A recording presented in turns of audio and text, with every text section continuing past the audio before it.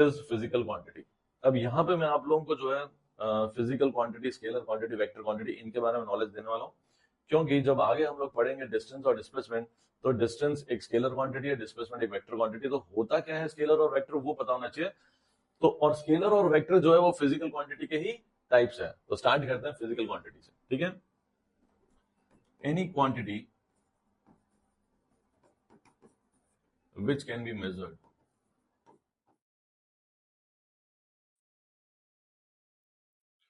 किसी भी क्वांटिटी को अगर हम मेजर कर सकते हैं तो उस क्वांटिटी को हम लोग फिजिकल क्वांटिटी कहते हैं, ठीक है। या फिर आप सिंपल वर्ड्स में ऐसे भी कह सकते हो कि कोई क्वांटिटी जो फिजिक्स को समझने में हेल्प कर रही है उसको भी फिजिकल क्वांटिटी कह सकते हो, ठीक है। ये ज्यादा बेटर है। इसके एग्जांपल्स देखते हैं हम लोग, ठीक है। मेजर कर सकते हैं तो इंसान की हाइट मेजर कर सकते हैं, ठीक है। लेंथ मेजर कर सकते हैं, डिस्टेंस मेजर कर सकते हैं। तो ये सब जो चीजें, हाइट है, लेंथ है, सबका यूनिट सेम है। तो मैं यहाँ पे सबसे पहले लिख देता हूँ लेंथ, जिसको हम मेजर कर सकते हैं, ठीक है।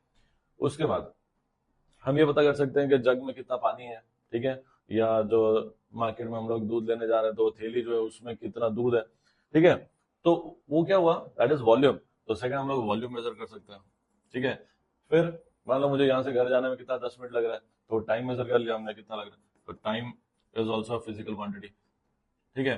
फिर हमने स्पीड पता कर ली कि कितनी स्पीड से हम लोग जा रहे हैं, speed is a physical quantity. फिर वेलोसिटी, फोर्स पता कर लिया, ठीक है। वेट पता कर लिया, इंसान का वेट कितना है, तो weight is also physical quantity, ठीक है। तो ये सब एग्जांपल्स हो गए फिजिकल क्वांटिटी के जिनको हम मेजर कर सकते हैं। एरिया जो है that is also physical quantity, ठीक है। टेम्परेचर मेजर कर सकते हैं हम लोग, तो temperature is also physical quantity. तो जिस चीज को मेजर कर सकते हो वो फिजिकल क्वांटिटी है। और फिजिकल क्वांटिटी के दो टाइप्स हैं, first is scalar and second is vector. दोनों को वन बाय वन हम लोग लेते हैं और समझते हैं, ठीक है। तो सबसे पहले हम लोग पढ़ रहे हैं स्केलर क्वांटिटी क्या होती है, ठीक है। तो देखो,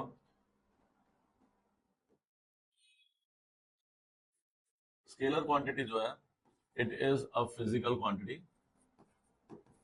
अभी मैंने आपको बताया कि फिजिकल क्वांटिटी के दो टाइप्स हैं, स्केलर और वेक्टर। तो scalar quantity is a physical quantity which can be represented by unit and magnitude only। बच्चों ध्यान से सुनना, स्केलर क्वांटिटी वो फिजिकल क्वांटिटी जिसको यूनिट और मैग्नीट्यूड से रिप्रेजेंट किया जा सकता है। यूनिट आपको पता है कि किसी भी चीज के जो पीछे हम लोग लगाते हैं दैट इज यूनिट। जैसे मान लो डिस्टेंस है तो डिस्टेंस को मेजर किस में कहा जाता है, मीटर में। तो मीटर उसका यूनिट हो गया। तो यूनिट, और दूसरा चाहिए मैग्नीट्यूड। मैग्नीट्यूड होता है एक न्यूमेरिकल वैल्यू, एक कांस्टेंट जो उसकी स्ट्रेंथ बताती है, उसका जो भी है। मतलब जैसे अगर 10 मीटर है, ठीक है, तो उसकी वैल्यू बता रही है कि कितना मीटर ट्रेवल हुआ। तो ये नंबर है और ये यूनिट है, ठीक है। तो देखो, जैसे मान लो कि अगर मैं कहता हूं कि 5 मीटर, मीटर यूनिट है, 5 जो है वो मैग्नीट्यूड है। तो 5 मीटर अगर मैं बोलूंगा तो तुम्हें समझ में आ जाएगा कि मैं किसकी बात कर रहा हूँ। मैं बात कर रहा हूँ डिस्टेंस की या लेंथ की। तो it is a scalar quantity, distance is a scalar quantity.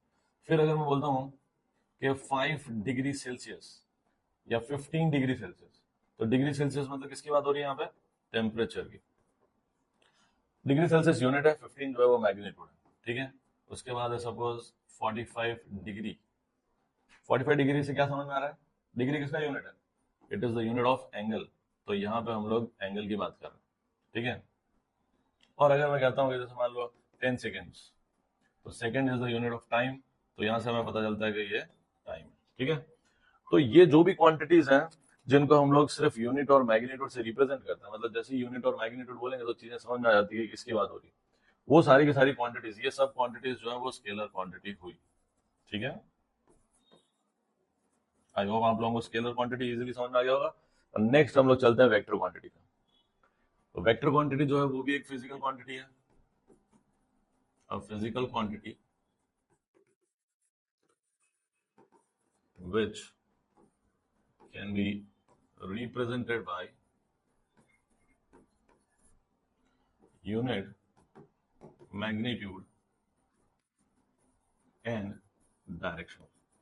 यहाँ पे यूनिट और मैग्नीट्यूड के साथ साथ डायरेक्शन की भी जरूरत पड़ती है for representing that quantity.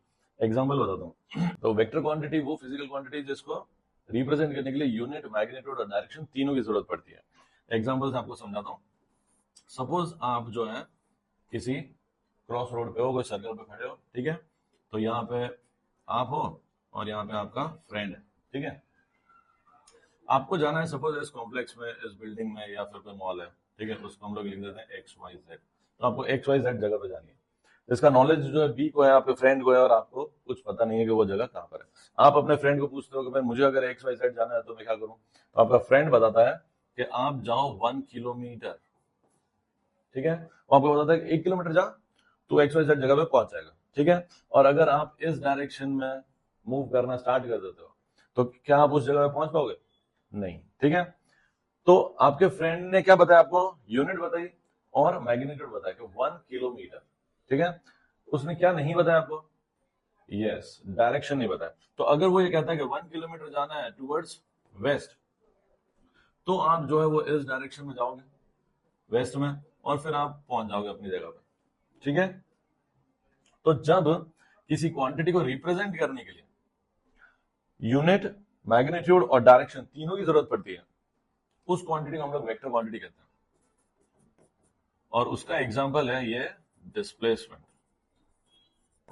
1 kilometre towards west, 1 kilometre is distance plus direction is displacement.